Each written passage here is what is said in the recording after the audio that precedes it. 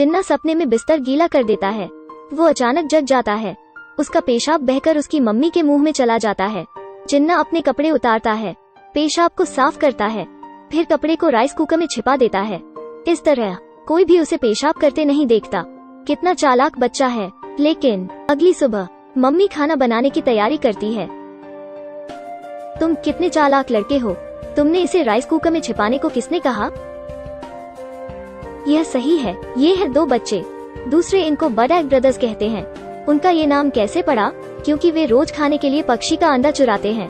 एक दिन खाने के समय जब मम्मी का ध्यान नहीं था, बड़ा भाई पैरिया चावल लेता है और जेब में छिपा लेता है। इसके बाद वे खाली मैदान में जाते हैं, चावलों को ऊंचाई पर बिखेर देते हैं। वे कौओं को बुलाने के लिए ऐसा करते हैं। वे उन्हें ललचाते हैं, है ना? कौए आते हैं। अब पक्षियों के घोंसले में कोई नहीं है। बच्चा पेड़ पर चढ़ता है, पक्षी के अंडे लेता है। एक मेरे लिए, एक तुम्हारे लिए, एक कौओं के लिए छोड़ता है। आखिर वे इसे खाते हैं। यह वाकई स्वादिष्ट है। कौए गुस्सा होते हैं लेकिन वे कुछ नहीं कर सकते हैं। इस घोंसले की तरह ही हर 3 या 4 दिन में बच्चे यहाँ आते हैं खाना ऑर्डर करने। ऐसा करने का कारण है उनके परिवार का गरीब होना।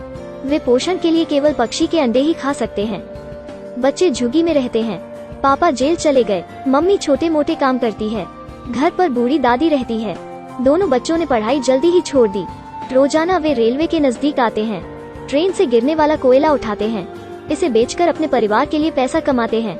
बच्चे इतने बड़े हो गए, लेकिन सबसे अच्छा खाना जो इन्होंने खाया वो शायद कौए का अंडा है। एक दिन उस खाली मैदान पर कुछ काम करने वाले आए। बड़े पेड़ को काटा गया। दोनों भाई उदास हो गए क्योंकि वे अब पक्षियों का अंडा नहीं खा सकते। खाली जगह को निवेशकों ने खराब कर दी। जल्दी ही यहाँ पिज्जा की दुकान खुल गई। खुलने वाले दिन बच्चे देखने के लिए गए। गुब्बारे, लाल दरी, ताज़ा फूल, कैमरे, बड़ा स्टार रिबन काटने आता है। ऐसा दृश्य इन्होंने अपने जीवन में नहीं देखा था। अब से कौओं के अंडों की जगह पिज्जा लेगा।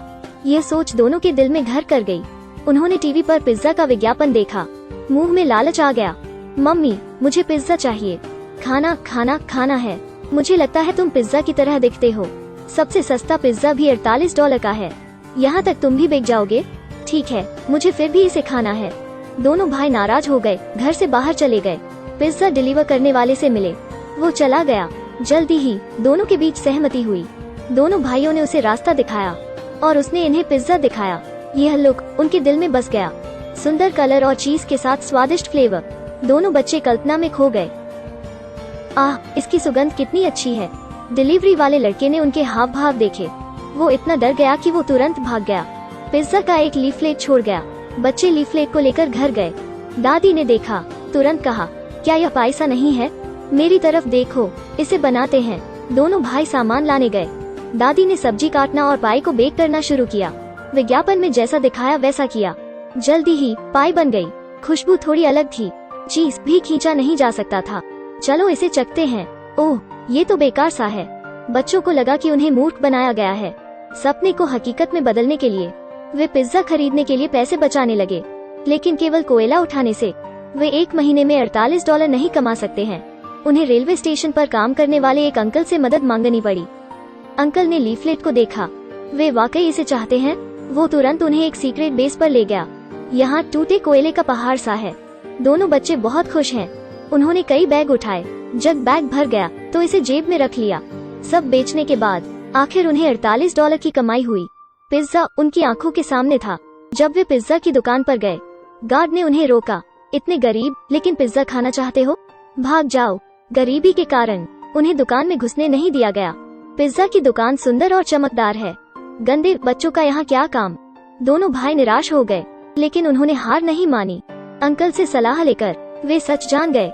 लोग कपड़ों को देखते हैं, घोड़ा काठी को देखता है। ऐसे गंदे कपड़े पहनकर हर कोई जान जाएगा कि तुम झुग्गी के बच्चे हो। कपड़े नए पहनने पड़ेंगे। उन्होंने महसूस किया कि पिज्जा खाने के लिए उन्होंने फिर से पैसे बचाना शुरू कर दिया, नए कपड़े खरीदने के लिए। लेकिन पैसे कैसे कमाएं? उन्होंने पुराने तरीके को अपनाया। फोन लेना। पेरिया एक लड़की की छड़ी रखता, रेलवे स्टेशन पर खड़ा रहता, ट्रेन को देखता रहता। लड़का क्या करना चाहता है? ऐसा लगता है वो फोन उठाना चाहता है। भारत में झुग्गियों के बच्चे फोन नहीं खरीदते हैं, ये सब ट्रेन से ही उठाते हैं। लड़की की छड़ी काम में लेते हैं, इससे फोन उनके हाथों में आ जाता है। बेवकूफ, तुम्हें पकड़ने नहीं दूंगा, बाय बाय। पिज्जा खाने के लिए, नए कपड़े खरीदने के लिए बडैक ब्रदर्स इस रास्ते पर निकल पड़े थे, लेकिन उनकी दयालुता से वे यह नहीं कर सकते थे। उन्हें पैसा बनाने का दूसरा तरीका ढूंढना था।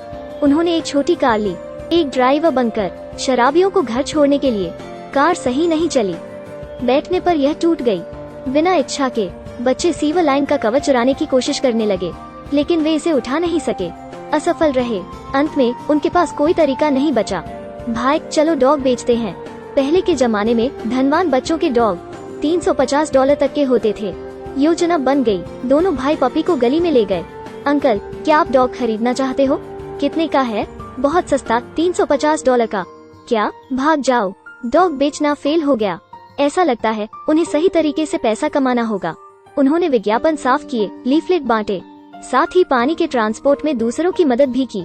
हालांकि यह कठिन है। जब पैसे मिले वे बहुत खुश हुए। आखिर लगातार प्रयासों के बाद उन्होंने कपड़े खरीदने के पैसे बचा लिए थे, लेकिन इस ऊंची और लग्जरी बिल्डिंग को देखकर वे वापस आ गए। ओहो, वे हमें बिल्कुल भी अंदर नहीं आने देंगे। वे दोनों रोड की तरफ मुंह करके दुखी होकर खड़े हो गए। उन्हें क्या करना चाहिए? उसी क्षण एक पैसे वाले पिता का लड़का एक मॉल के बाहर निकला। उन्होंने कपड़े खरीदे ही थे।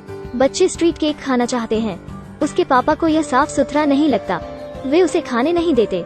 उसी समय पापा अपनी जेब देखते हैं। वे मॉल में कुछ भूल जाते हैं। वे उसे लेने के लिए दौड़ते हैं। उसकी टिकिया खाने की इच्छा को देखकर पेरिया को एक आइडिया आता है। उन दो लड़कों के कपड़े सीधे खरीदना। अच्छा काम, यह बड़ा कदम है। दो भाइयों ने नए कपड़े लिए हुए थे जो इनके झुग्गी के दोस्तों को जला रहे थे। उन्होंने कपड़े पहने और पिज्जा की दुकान में गए, लेकिन नंगे पांव जाने से उनकी गरीबी झलक रही थी। गार्ड ने उन्हें रोक दिया। इस बार मैनेजर बाहर आया। फिर से यही दो बच्चे थे। उसने इन्हें थप्पड़ मारा, थप्पड़ जो उनके गाल पर पड़ा। इसने उनके आत्मसम्मान को ठेस पहुंचा दी।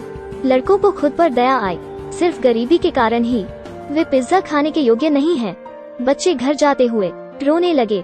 घर पर दादाजी गुजर गए। परिवार दाह संस्कार का खर्चा उठाने में भी असमर्थ था। पेरिया ने जो $48 पिज्जा के लिए रखे थे वे अपनी मम्मी को दे दिए। इस दिन बच्चों के दिल में दुख और मानवता झलकी। आज से बच्चों ने पिज्जा के बारे में बात करना बंद कर दिया। एक दिन बडैक ब्रदर्स को पीटने का वीडियो एक रिपोर्टर के हाथ लग गया। दोनों लोगों को इसे देखकर खुशी हुई। उन्होंने इस वीडियो को काम लिया पिज्जा की दुकान वाले को ब्लैकमेल करने के लिए। इसमें बच्चों को नुकसान पहुंचाया गया था। यदि यह वीडियो बाहर आता है तो उनका बिजनेस खराब हो सकता है। बॉस को चिंता हुई। वो वीडियो को लेना चाहता था। $16,000 ज्यादा नहीं है। वो बदमाश आदमी चौंक गया। वो केवल $800 चाहता है। इस बार लालच बढ़ गया। भाई, वे कितना देंगे? $960। भाई, तुम बहुत अच्छे हो। उस आदमी ने अपने नए कपड़े पहने, खुशी से पैसे लेने गया।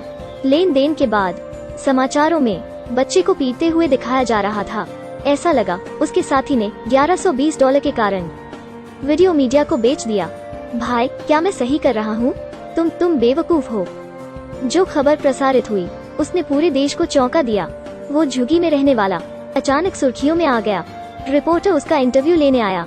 दोनों भाइयों ने टीवी पर खबर देखी, सोचा कि उन्होंने बड़ी गलती कर दी। जल्दी से वे भाग गए। इस समय उनकी मम्मी को पता चल गया कि उसके बच्चों को पीटा गया था, लेकिन उन्हें वे नहीं मिले। चिंता में वे रोने लगी। अगले दिन पुलिस आई। आखिर नदी के किनारे बच्चे मिले। दोनों भाई माँ से लिपट गए। बच्चे बहुत डरे हुए थे, लेकिन फिर भी उन्हें कार में बैठने को कहा गया। बच्चों को पिज्जा की दुकान में ले जाया गया।